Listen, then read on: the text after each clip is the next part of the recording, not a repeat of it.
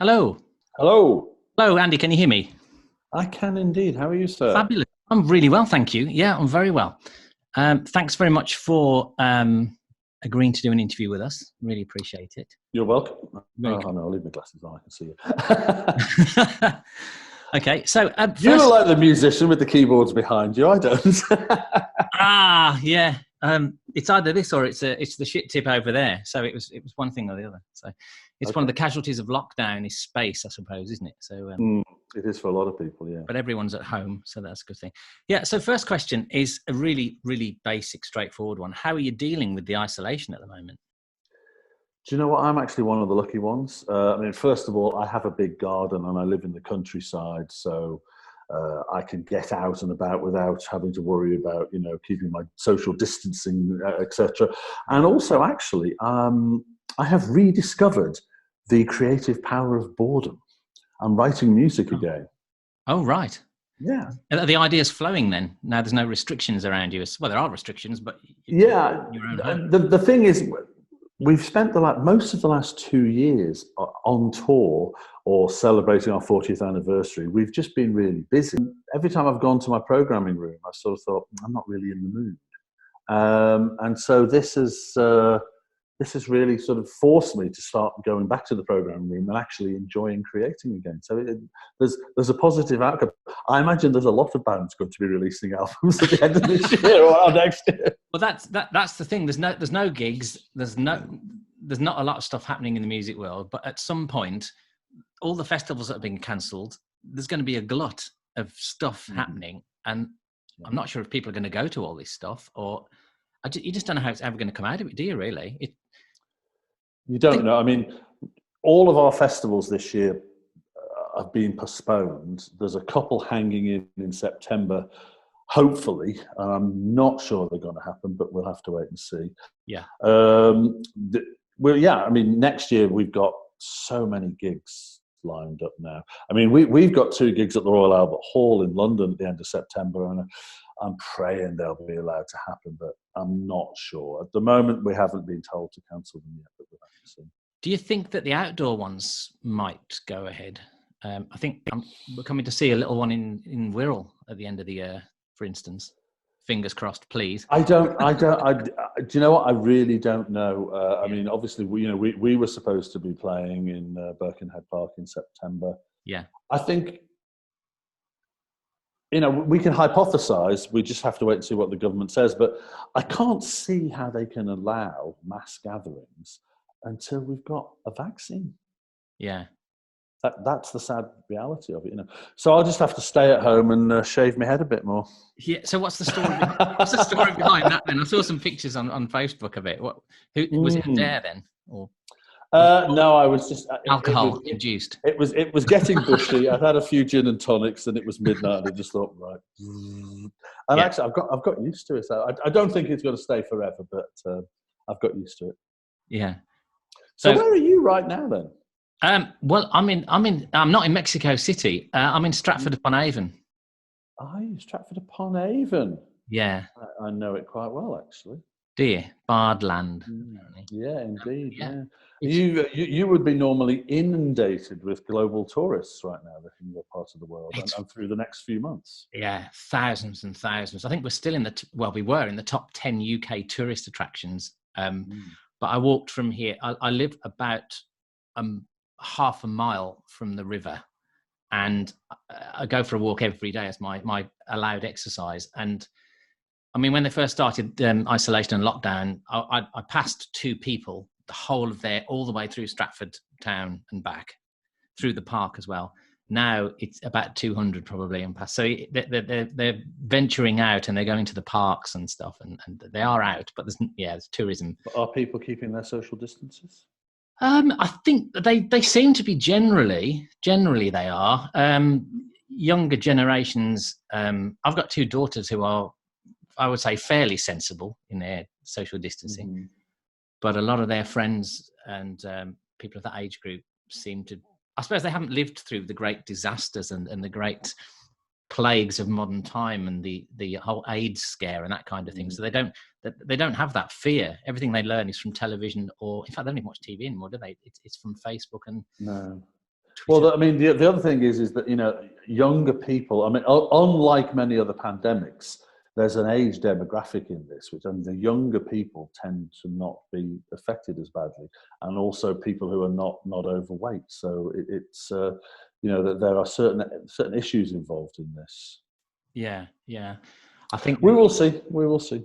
Yeah, well, I mean, I know the government's getting a slating, as all governments should. But it's unprecedented, isn't it?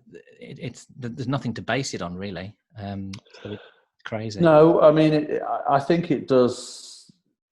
I would hope that in the long run, once we've got through this, we will start looking at why, how we interface with animals more. Because, I mean, you know, essentially, this is a disease that has come from a wild animal. Yeah. Presumably, it's come from a wild animal through other animals and to us. And I think we need to start looking a little bit more clearly at how we interface with animals. Yeah. You know, in terms of health, but there's also a moral question. You know, I mean, I'm not a vegetarian, but I do have issues about some of the way that people treat animals. Yeah, certainly. So, what's the future looking? The immediate future looking like post pandemic for OMD? Then, in terms of music works, is there anything that's well on the way to completion, or? There's a lot of new songs coming along. I mean, this is, you know, one of the things about the modern world is that, you know, Paul and I prefer to write together, at least to get the kernel of an idea to start with. Right. But we can work remotely, as we are doing now. Yeah. And this is, you know, modern technology allows us to do this. I've been doing quite a lot of interviews in the last 24 hours because of the passing of Florian Schneider. Yes, of course. Yeah. And, you know, talking about the fact that, you know, they predicted the computer world and the rise of computers in music. And this is the thing is, you know, I have a programming room at home and I can write on a computer, and everything that I write is a constant upgrade of the song as it develops, so that when it's complete, it goes to Paul's studio to be mixed. And it's not like the old days when we had to go into a studio, start again with the producer and replay it all, you know, and then go, oh, it doesn't sound like the demo.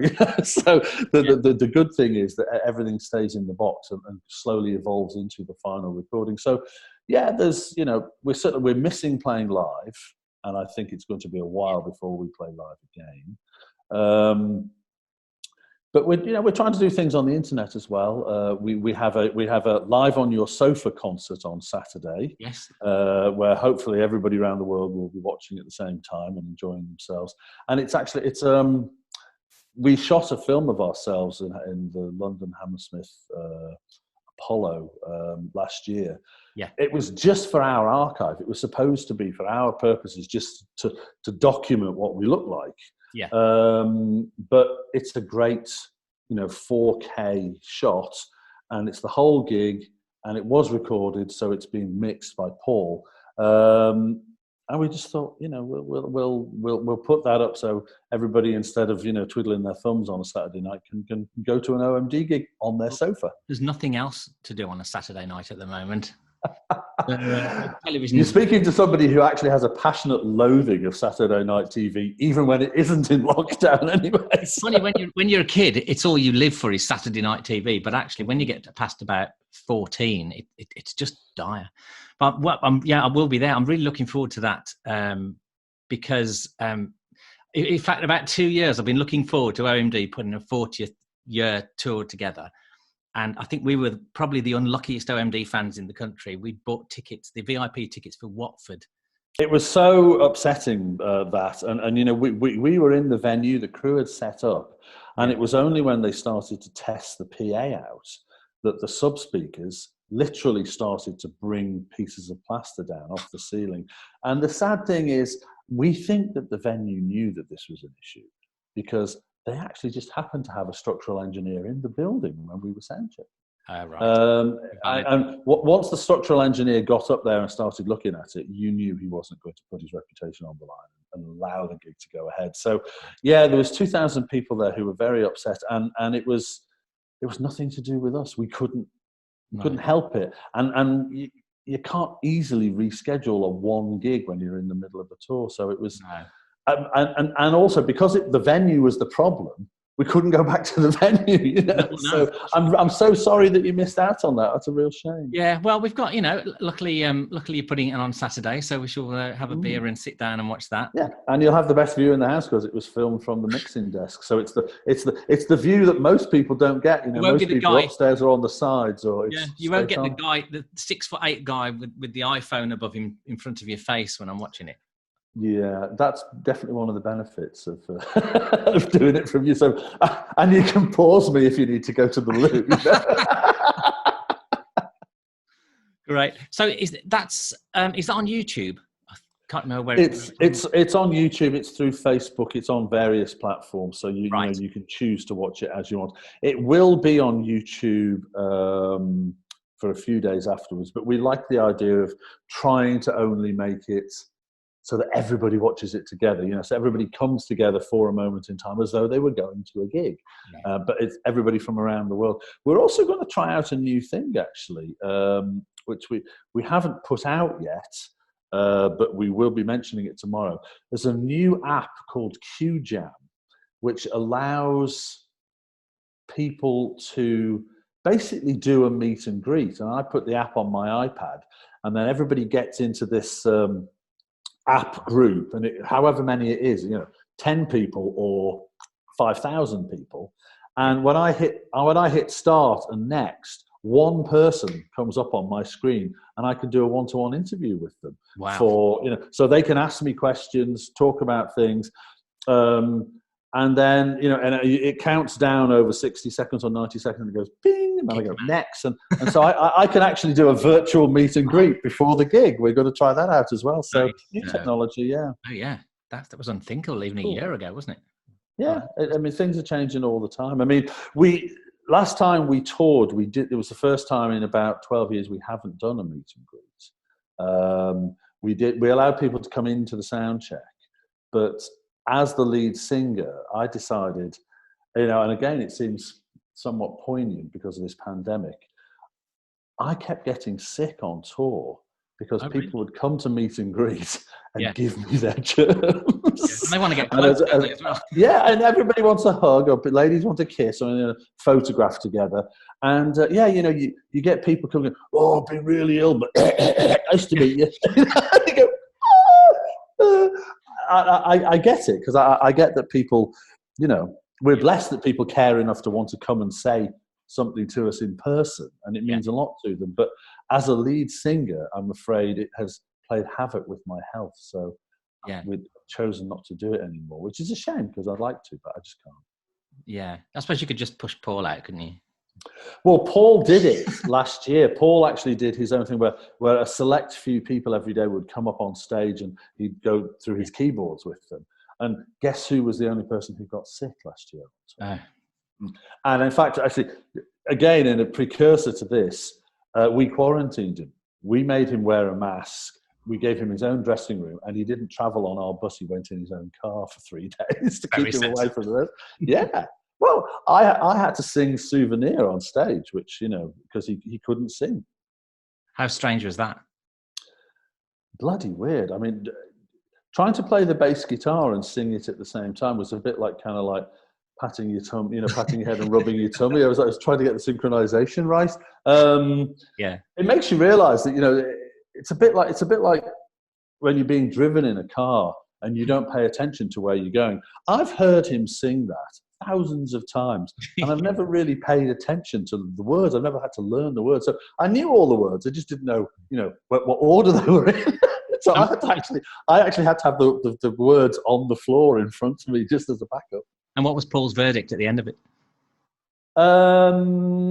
I think he thought I did a reasonable job, but it was strange. So how do you describe your relationship with the fans overall? Because I interviewed Gary Newman a couple of weeks ago, and he's changed how his outlook on fans. There are groups of fans, well, in inverted commas, fans, people that follow him, that generally give him a hard time on press and media. And his first thing was basically that's put him off all fans interaction, the meets and greets. It made him feel awkward about it and distance himself. And this year he's changed it. And he said, I've deliberately changed it. He said, and now I employ someone who goes through all the social media stuff. And if there's anything really nasty and vile, they just boot them off and get rid of them. He said, it's my social media and I'm taking it back. That's his take on it. What's your interesting? I mean, you do, obviously people have their opinions. And what tends to happen with bands and musicians is they get upset mostly if they feel that you used to do a type of music that spoke their language. Yeah. And then if you change the music slightly, they feel like you've changed the language you're speaking, and why aren't you speaking my language anymore? And they get angry. They don't think about it that logically, but I think that's what happens is they get upset because they don't feel like you're talking to them anymore. And why are you were talking my words to me and now you're talking a different language. Why are you doing this? And they start saying very angry things about the music and criticizing you. And it just, it can get pretty unpleasant. I mean, we've particularly used to get bad on forums, actually. I mean, you used to get fans slagging each other off on forums. Yeah. And what tends to happen now with things like, Twitter and Facebook is that you get a cascade of things. So you don't just get people talking to each other backwards and forwards. We have occasionally required somebody to go in and moderate. But then if you call somebody a moderator, then they just get people attacking them. So it's one of the things you realize anything you do in life, when you stick your head up out of the trench, you will get shot at by somebody, And it's something that goes hand in hand probably with increased popularity, isn't it? The more mainstream you get, the more people like you, the more isolated those people feel, as if you've sold out and you're not there. Oh, well, that's the worst thing you can do as well. Yeah. If when you're not that well known and people get into you first, they are you are their secret band. Yeah. And they quite like that. And then when you sell out because millions of people discover you, then they'll go off you. Yeah. You just got to roll with it. I mean, if most comments in public forums are very positive, and if you're going to bask in the glory of the positive comments and the adulation, you've just got to put up with the odd snipes. Yeah. And I think also if you're I sort of fell in love with OMD with a couple of with things like Gary Newman and the early Human League stuff and Kraftwerk and all the other stuff, because they were very different and they were innovative and they were doing things other people weren't, and they were taking risks. And I suppose when you do that, you're not going to all people get it right all the time, are you? So you're going to get some criticism from some quarters, because you can't make a piece of art that's a masterpiece without people going, well, I don't like it. I don't get it, I suppose. Well, but this is the thing, as I think is, unless you're going to release the same album over and over again, you are going to change your style. You're going to write a different song, and it just might not resonate with somebody. And then some people who have really taken you to heart can get upset that you're no longer speaking their language to them. You just have to roll with it. Yeah. With all the amazing technology that we've got, we stand about the phone and the app things, but musically as well, it's feasible to put an album together and release it, not single-handedly, but certainly without all the business that was behind it before.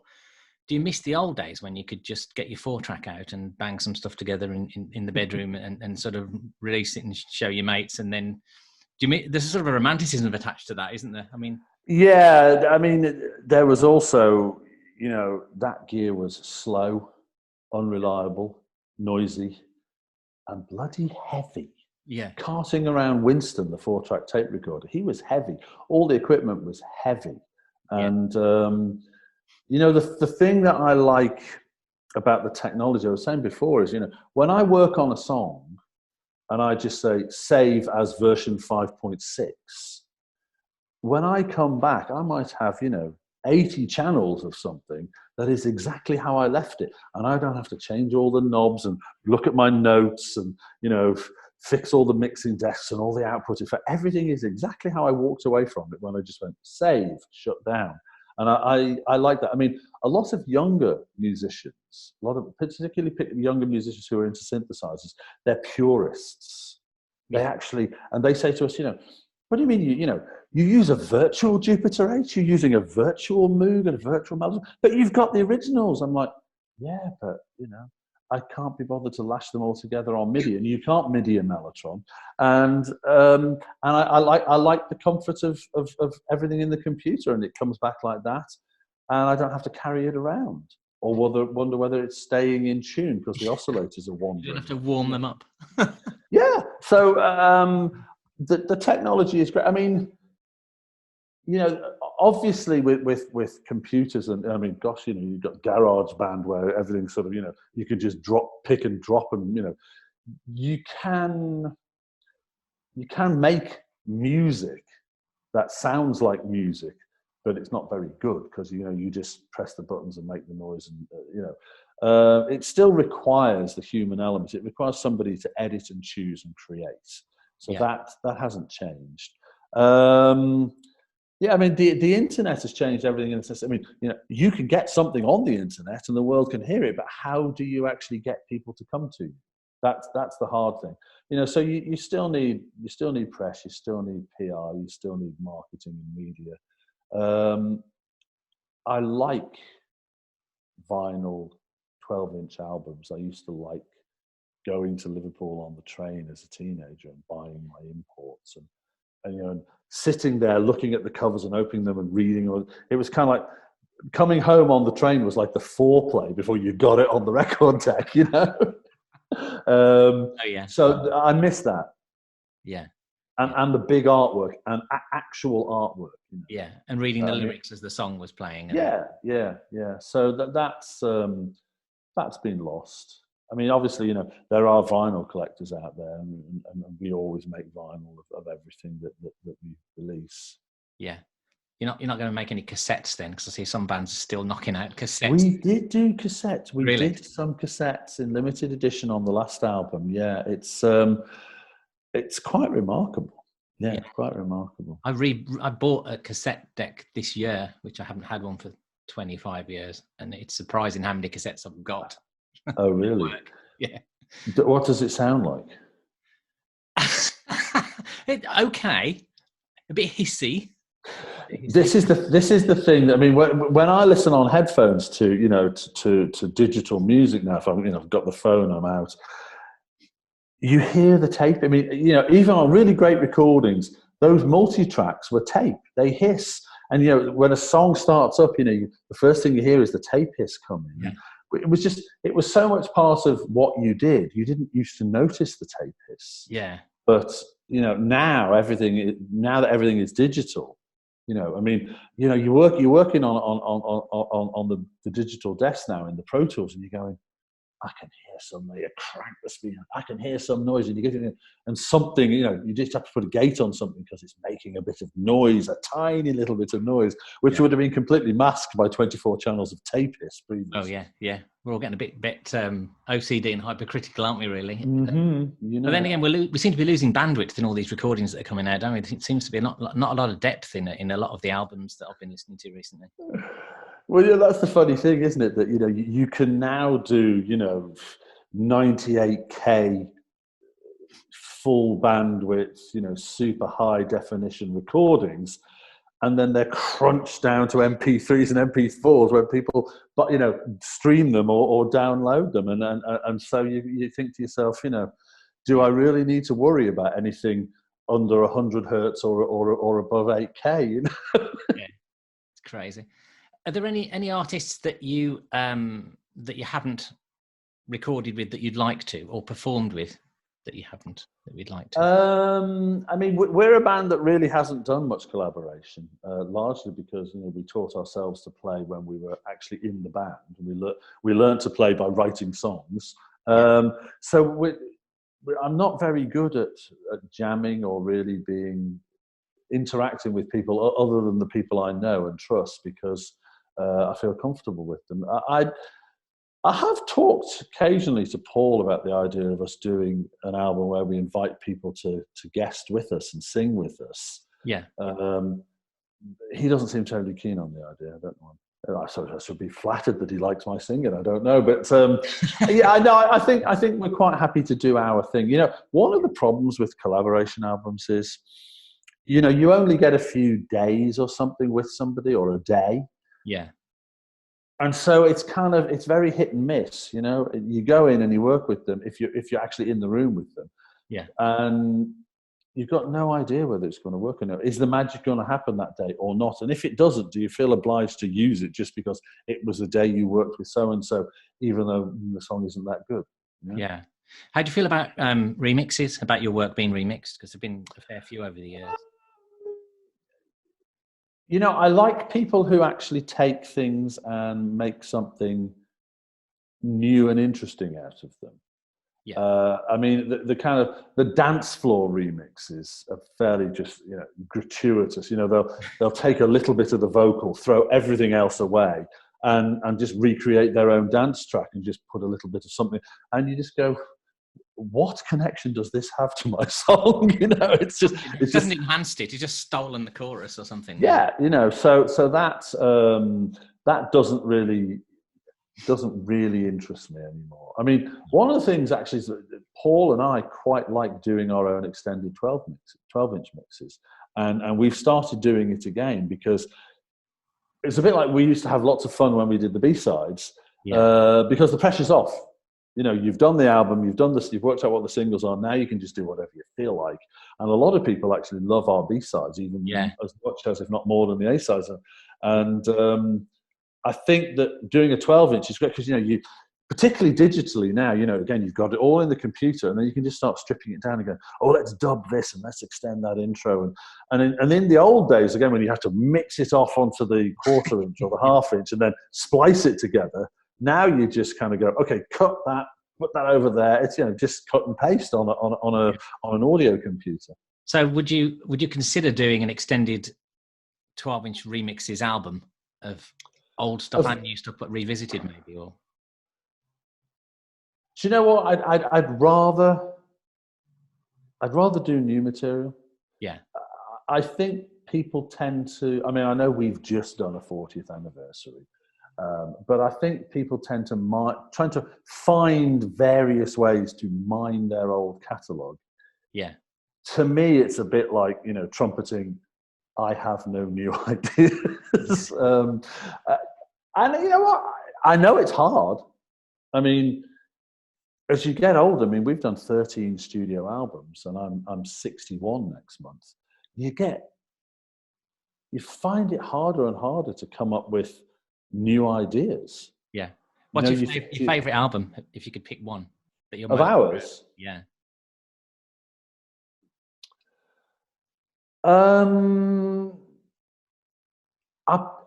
be honest with you, and this seems kind of crazy, probably. For some reason, I listened. I listened to Robot Man from Punishment of Luxury a few months ago because something came to my mind, and I wanted to go and listen to it because I hadn't listened to it basically since we made it because we've been on the road. Yeah. And I listened to it off my laptop on my head, and I just thought, that sounds amazing.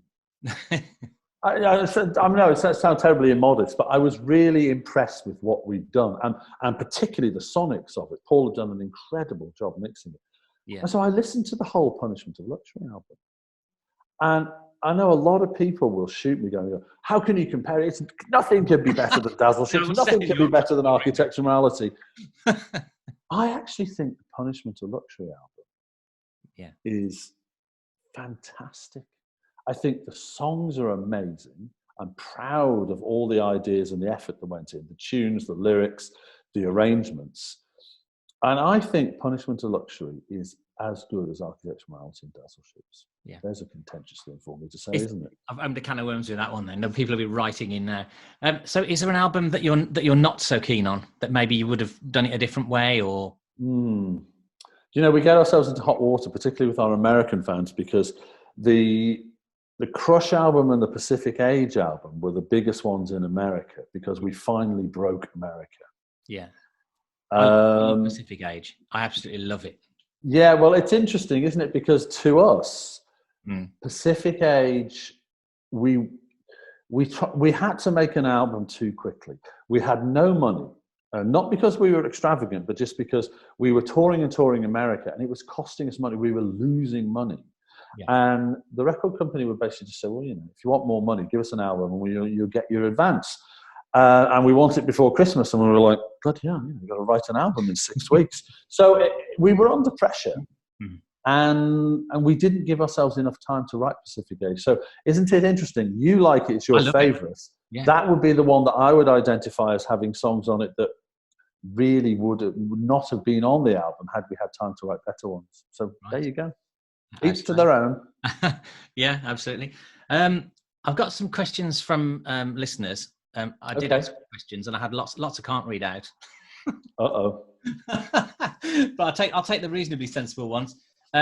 First of all, Rich Mills has asked, how is Malcolm Holmes doing? Good question. At the current moment in the lockdown, he's fine. He's in his cabin out in the woods in Germany, so he's in splendid isolation in the woods. He had, for those who may not know, Malcolm is the original drummer in the band who had a cardiac arrest in Toronto 7 years ago. Wow. He's great. In fact, he tells me that he's feeling better than he has done for years because he had a new pacemaker fitted last year and he's lost weight. He's playing drums again. Brilliant. And he feels really good. So yeah, thank you for asking. Yeah, good. I'm sure lots of people will want to know that. This one's from my brother. I know where he's going with this one. This is from Carl. And he said, you've heard this before hundreds of times, I know. After the massive success of Architecture and Morality, Dazzle Ships, what was the idea behind the direction of the album? That's not exactly what he said. What was the bloody idea behind that nonsense? It started with "What on earth were you?" But that's what he meant. We were.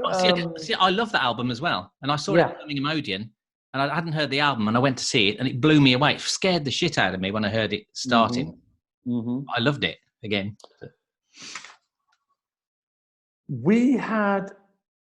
We'd been lured into this false sense of security that everything we did off the top of our heads, which was quite weird.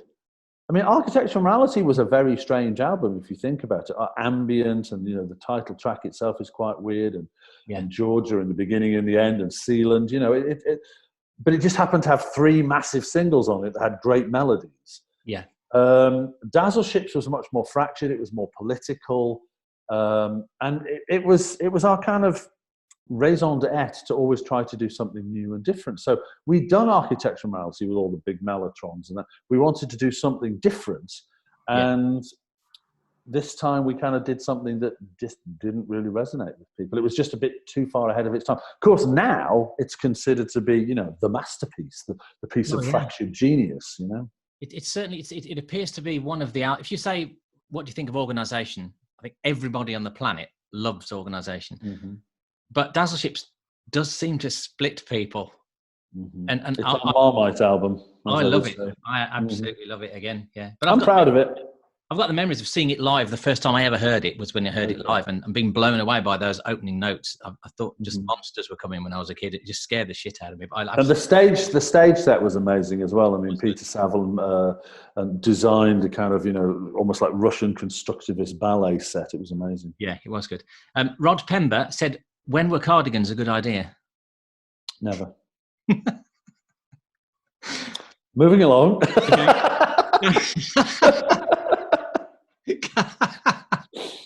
I like one-word answers. Gary Watts said, "Why does Andy string his bass back to front?" Oh gosh, somebody doesn't know the reason for that. When I was on my 16th birthday, I told everybody to give me money. I went to Birkenhead to the second-hand shop, the pawn shop, basically. Yeah. The cheapest bass in there, the only one I could afford, was left-handed.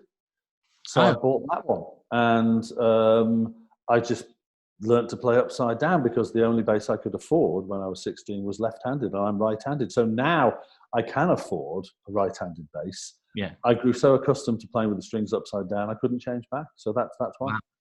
It's your signature. Yeah. Brilliant. Yeah. It has affected the way I play. I think I play a certain way because of the way the strings are. Yeah. Unique. Yeah. Ian Wall has said, what's the first thing at the top of your list when lockdown is lifted? I don't think I can say really. On a radio station.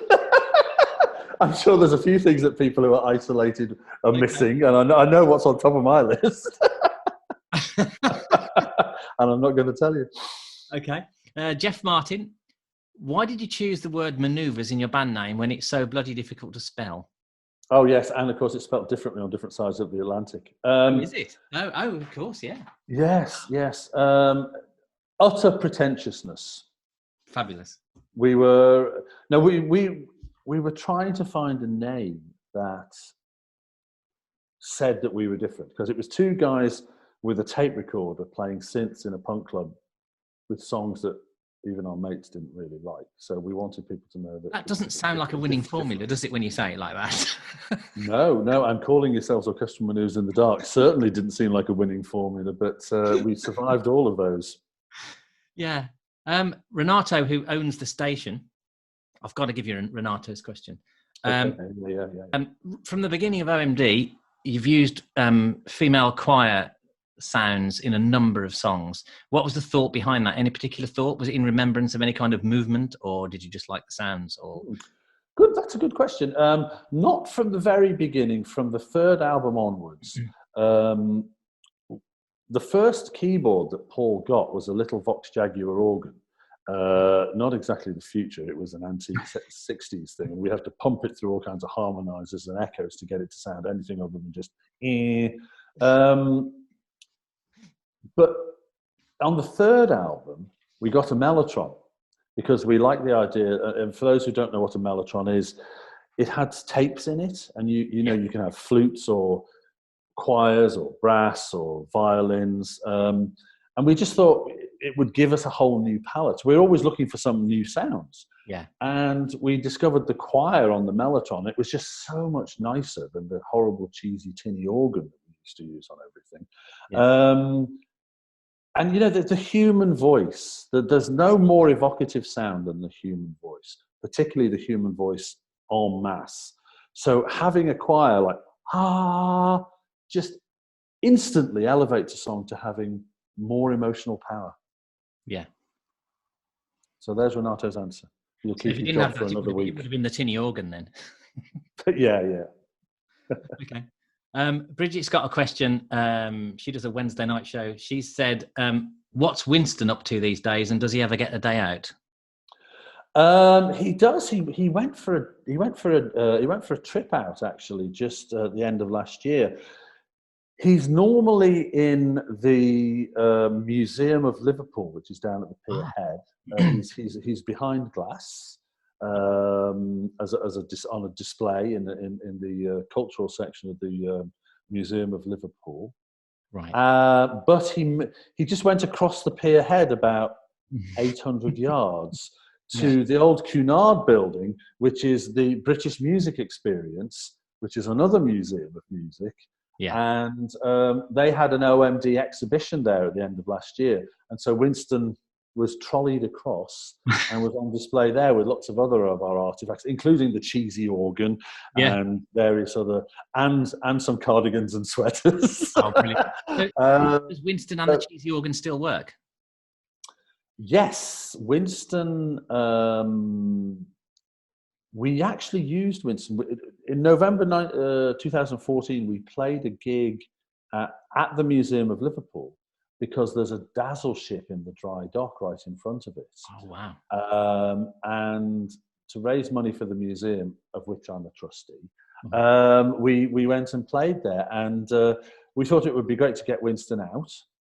And we got his owner, Paul Collister, because we don't actually own Winston. He's owned by Paul Collister, who used to be our manager, and he still is. He's donated to the museum. We got Paul, as a labour of love, to service Winston, and we actually used Winston to play the first two songs. Dazzle Ships and ABC Auto Industry actually were coming off Winston into the PA, so he does work, yeah. Wow, brilliant. Okay. Well, I think that's everything I need to ask you at the moment. Okay. Well, So thank you for the questions, and thank you. TV. Well, thank you for talking to me, sir. And you can tell the Mexicans that we will be playing there next year, I think. You will. Yeah, we're planning an American tour, and I think that what the crazy thing is we didn't realize just how popular we were in Central and South America. Yeah. And so we never played there. And then since the band, I played in Tijuana in '91 once. Yeah. And Tijuana isn't exactly Mexico. But subsequent to the band reforming, we started to get offers. And, we go and sell out in Mexico now. We've been doing festivals in Mexico. And we finally got down to Chile and to Peru last year, which was amazing. And we want to do it again. And it's just, we had no idea there was people been waiting for us for decades. And thousands of people came to the gigs. It was amazing. Renato's been saying for a long time, and try and get Andy to come to Mexico, because there's a massive audience out there in Mexico. Mm-hmm. Well, we know this now, and the gigs have been absolutely fantastic. So we will be looking to go there, piggybacking off the American tour, hopefully next year. Yeah. But I am genuinely proud of the new music we've made.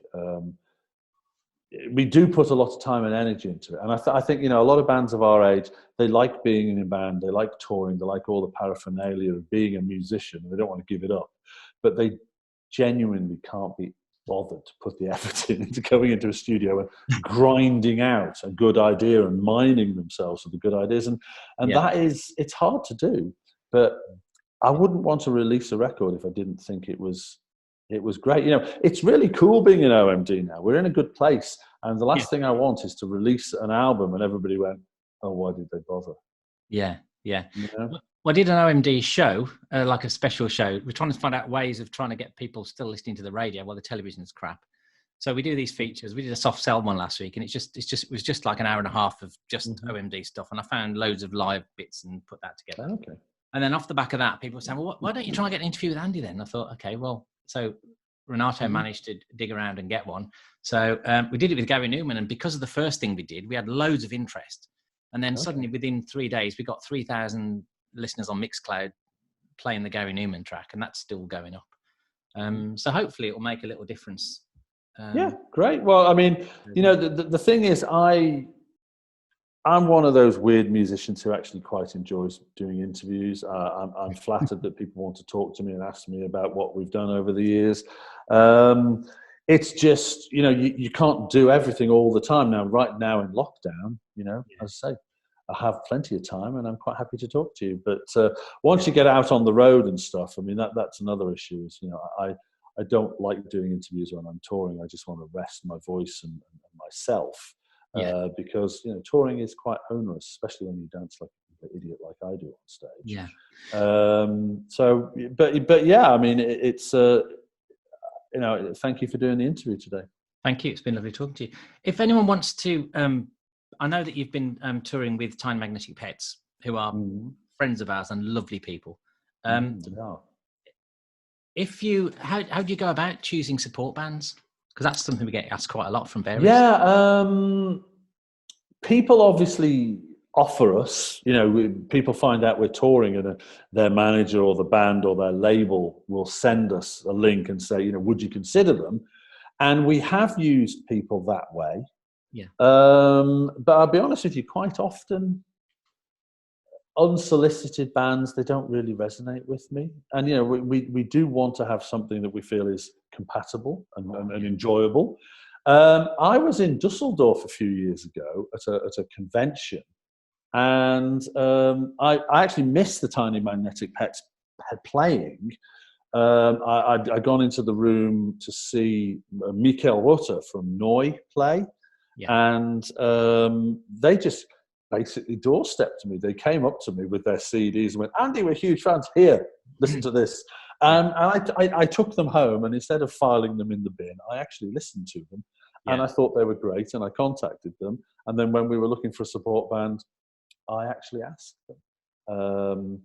And We do that quite often. I mean, we just toured in Scandinavia, and I literally, I just went to the internet and just went, Swedish electronic, new Swedish electronic music, or new Danish electronic music, and I found support band. So I will actually go and look for support bands sometimes. So you never know when Andy's listening to your music, you might just be on tour with us. Well, that's a good message for everyone. Will do. Thank you very much for your time. It's been a pleasure. Thank you. Okay, take care. Bye.